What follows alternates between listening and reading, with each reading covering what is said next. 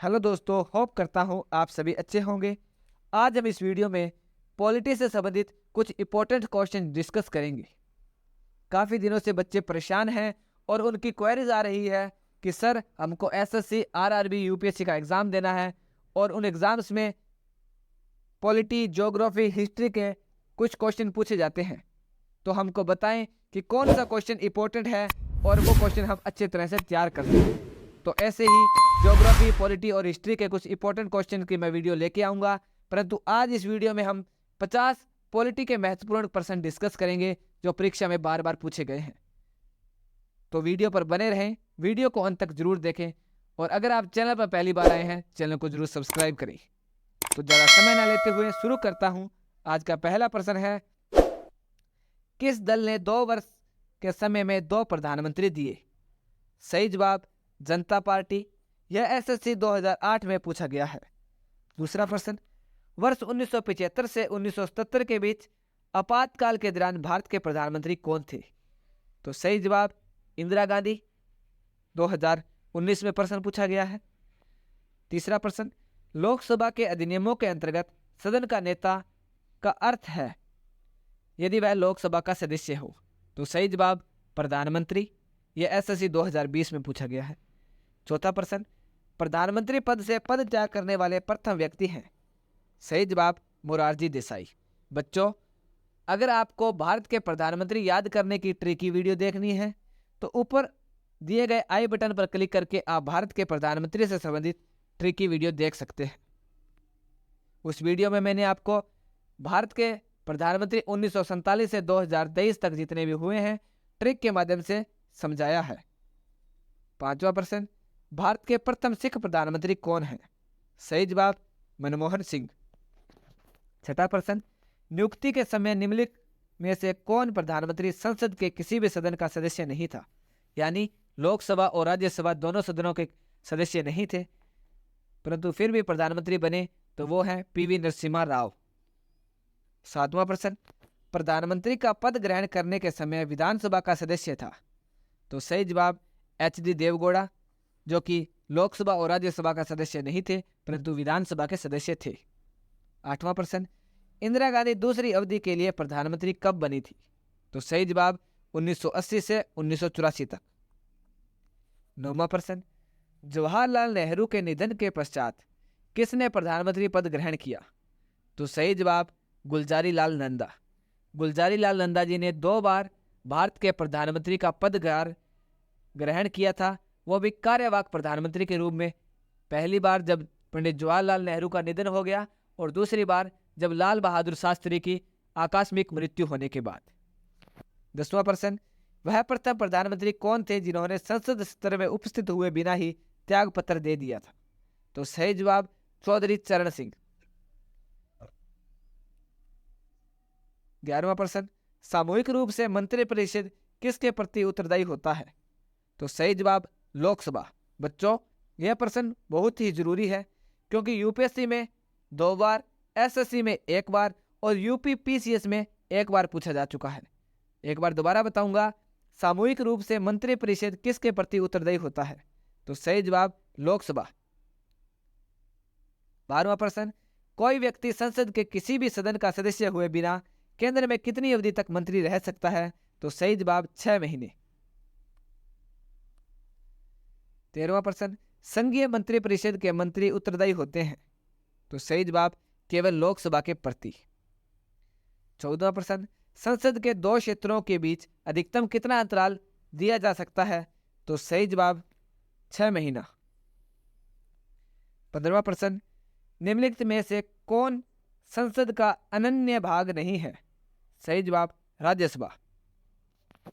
16वां प्रश्न, एक वर्ष में कम से कम कितनी बार संसद की बैठक होना आवश्यक है? तो सही जवाब 2 बार, क्योंकि संसद की 2 बैठकों के बीच 6 महीने से ज्यादा का समय नहीं होना चाहिए, इसलिए 1 साल में 2 बार बैठक करना जरूरी है। 17वां प्रश्न, यदि किसी सामान्य विधेयक पर राज्यसभा और लोकसभा के बीच गतिरोध आता है तो उसका समाधान कौन करेगा? तो सही जवाब संसद का संयुक्त सत्र। जब राष्ट्रपति संसद का संयुक्त सत्र बुलाते हैं, राज्यसभा और लोकसभा दोनों का इकट्ठा सत्र बुलाया जाता है, तब किसी विधेयक पर सामान्य रूप से चर्चा होती है और उस विधेयक को पारित किया जाता है। अगर बहुमत प्राप्त होता है तो विधेयक पारित होता है, अगर बहुमत प्राप्त नहीं होता तो विधेयक को रद्द कर दिया जाता है। 18वां प्रश्न, अस्थायी संसद भारत में कब तक अस्तित्व में रही? तो सही जवाब 17 अप्रैल 1952 तक। 19वां प्रश्न, साधारण विधेयक से संबंधित गतिरोध को दूर करने के लिए संसद के दोनों सदनों की संयुक्त बैठक कौन बुलाता है? तो सही जवाब राष्ट्रपति। मैंने आपको अभी बताया कि राष्ट्रपति को ही अधिकार है कि वो संसद के दोनों सदनों की संयुक्त बैठक बुला सकता है। राष्ट्रपति के अलावा कोई भी संसद के दोनों सदनों की संयुक्त बैठक नहीं बुला सकता। और भारत के वर्तमान राष्ट्रपति कौन है? तो वो है द्रौपदी मुर्मू, जो कि पहली आदिवासी महिला है राष्ट्रपति पद ग्रहण करने वाली। और राष्ट्रपति से संबंधित ट्रिकी वीडियो देखने के लिए कि 1947 से 2023 तक कौन कौन राष्ट्रपति और कितने कितने अंतराल के लिए रहे, तो आई बटन पर जाके क्लिक करेंगे। तो आई बटन पर क्लिक करने के बाद आपको वो वीडियो मिल जाएगी जिसमें राष्ट्रपति से संबंधित ट्रिकी वीडियो दिया गया है। 20वां प्रश्न, भारत की संसद के दोनों सदनों की संयुक्त बैठक किसके लिए आयोजित की जाती है? तो उस विधेयक पर विचार करने तथा उसे पारित करने के लिए जिस पर दोनों में मतभेद हो। यह एनडीए 2014 में पूछा गया है। 21वां प्रश्न, भारतीय नागरिकता निम्न प्राप्त की जा सकती है? तो सही जवाब भारतीय बैंक में धन जमा करके। भारतीय नागरिकता नहीं प्राप्त की जा सकती, यह पूछा गया है। तो अगर भारत के बैंक में किसी ने धन जमा कर दिया तो उसे ये नहीं है कि भारत की नागरिकता मिल जाएगी। भारत की नागरिकता प्राप्त करने के लिए कुछ प्रावधान दिए गए हैं। अगर वो प्रावधान या वो शर्तें पूरी करता है तो उसे भारत की नागरिकता मिल सकती है। जैसे कि अगर किसी बच्चे का जन्म भारत के अंदर हुआ है तो उसे भारत की नागरिकता मिल जाती है। अगर उसके माता पिता भारत के नागरिक हैं तो भी उसे भारत की नागरिकता मिल जाती है। 22वां प्रश्न, एक व्यक्ति नागरिकता के अधिकार कैसे खो सकता है? एक कारण हो सकता है। तो एक व्यक्ति दूसरे राज्य की नागरिकता ले लेता है, अर्थात एक व्यक्ति अगर दूसरे देश की नागरिकता ले लेता है तो वह पहले देश की नागरिकता खो सकता है। 23वां प्रश्न, भारतीय संविधान का कौन सा अनुच्छेद राज्य सरकारों को ग्राम पंचायत के गठन का निर्देश देता है? तो सही जवाब अनुच्छेद 40। 24वां प्रश्न, संविधान के अनुच्छेद 1 में भारत को क्या कहा गया है? तो सही जवाब राज्यों का संघ। भारत एक राज्यों का संघ है। 25वां प्रश्न, संविधान का कौन सा अनुच्छेद मंत्रिपरिषद के गठन के बारे में आधारभूत नियम निर्धारित करता है?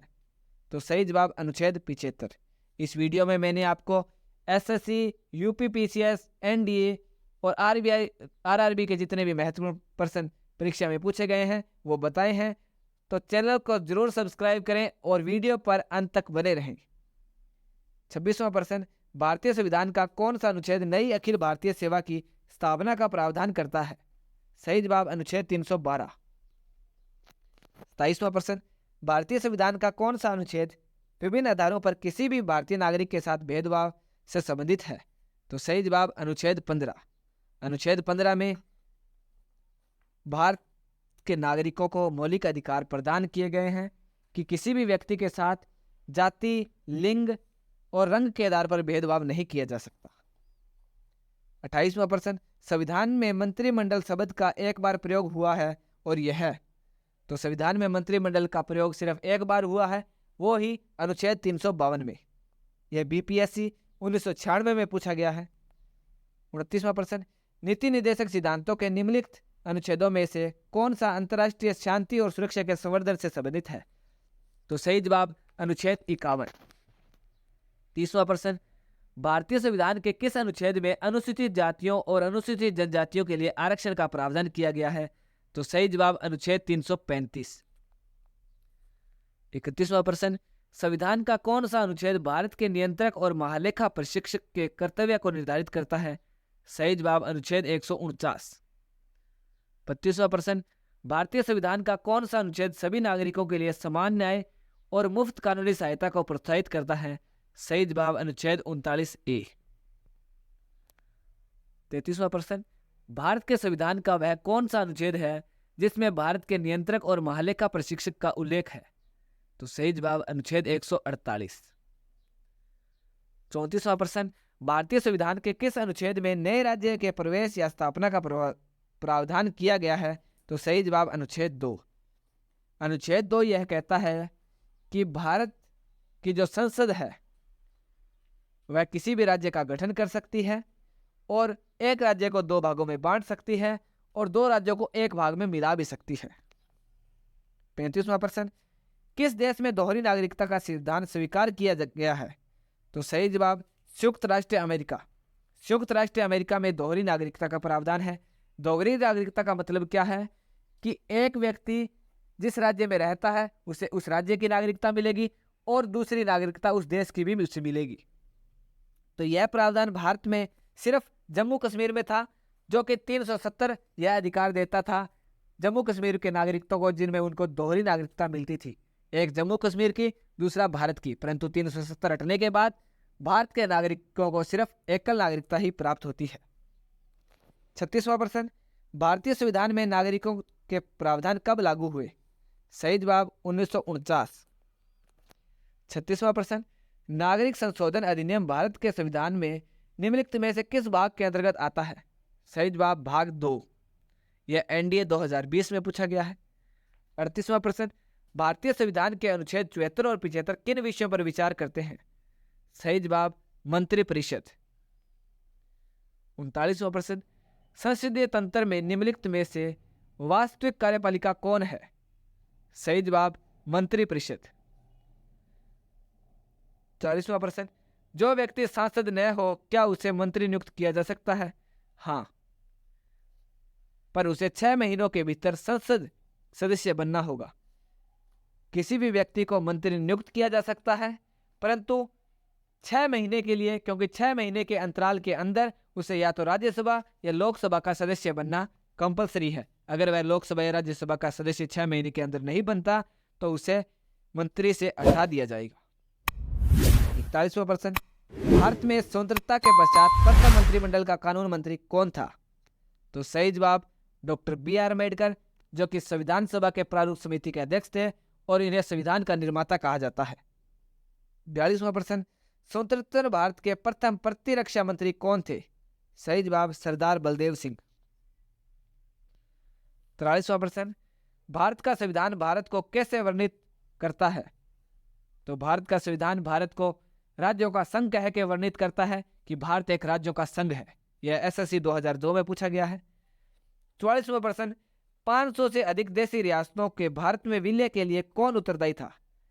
तो आप सभी को पता है, सरदार वल्लभ भाई पटेल, जो कि भारत के पहले गृह मंत्री थे। उन्होंने 500 से अधिक रियासतों को भारत में विलय कराने के लिए साम दाम दंड भेद की नीति अपनाई और 500 से अधिक रियासतों को भारत में विलय करवाया, जो कि भारत के पहले गृह मंत्री और इन्हें लौह पुरुष के नाम से जाना जाता है। 45वां प्रश्न, प्रथम भाषाई राज्य कैसे बनाया गया था? तो सही जवाब आंध्र प्रदेश, एसएससी 2015 में पूछा गया है। तो आंध्र प्रदेश भारत का पहला राज्य है जिसे भाषा के आधार पर गठित किया गया था। इस राज्य को बनाने के लिए पोट्टी श्री रामुलु ने एक अनशन किया और उस अनशन के पश्चात उनकी मृत्यु हो गई और जब लोगों में आक्रोश बढ़ा तो आंध्र प्रदेश को भाषाई आधार पर गठित किया गया। 46वां प्रश्न, 1956 के राज्य पुनर्गठन अधिनियम द्वारा कितने राज्य और संघीय क्षेत्रों की स्थापना की गई? तो सही जवाब 14 राज्य, 6 संघीय क्षेत्र। 47वां प्रश्न, निम्नलिखित में से किस केंद्र शासित प्रदेश को आंशिक राज्य का दर्जा दिया गया है? तो सही जवाब पुडुचेरी। 48वां प्रश्न, निम्नलिखित में से किस वर्ष सिक्किम को राज्य का दर्जा दिया गया है? सही जवाब 1975 में। 49वां प्रश्न, संवैधानिक प्रावधानों के अनुसार राज्यों की सीमाओं को बदलने के लिए देश की सहमति की आवश्यकता नहीं है। तो आपको मैंने पहले भी बताया, किसी भी राज्य की सीमा को बांटने या एक राज्य को 2 भागों में बांटने या 2 राज्यों को एक भाग में मिलाने के लिए राज्य के सहमति की आवश्यकता नहीं है। केंद्रीय मंत्रिपरिषद या संसद के अंदर बिल पास करके राज्य की 2 सीमाओं को बांटा जा सकता है या 2 राज्यों को एक भाग में मिलाया जा सकता है। आज का अंतिम प्रश्न, मध्य प्रदेश राज्य का गठन कब हुआ था? सही जवाब 1 नवंबर 1956। ये एमपीपीएससी 2014 में पूछा गया है। तो बच्चों, मैं आपको इस चैनल के माध्यम से पॉलिटी, ज्योग्राफी, हिस्ट्री से संबंधित महत्वपूर्ण प्रश्न करवाऊंगा जो परीक्षा में पहले पूछे जा चुके हैं और आगे भी पूछे जाने की संभावना है। तो ऐसी ही वीडियो देखने के लिए चैनल को जरूर सब्सक्राइब करें, बेल आइकन को प्रेस करें ताकि आने वाली वीडियो का नोटिफिकेशन सबसे पहले आप तक पहुंच सके। जय हिंद, मिलते हैं नेक्स्ट वीडियो में। वंदे मातरम।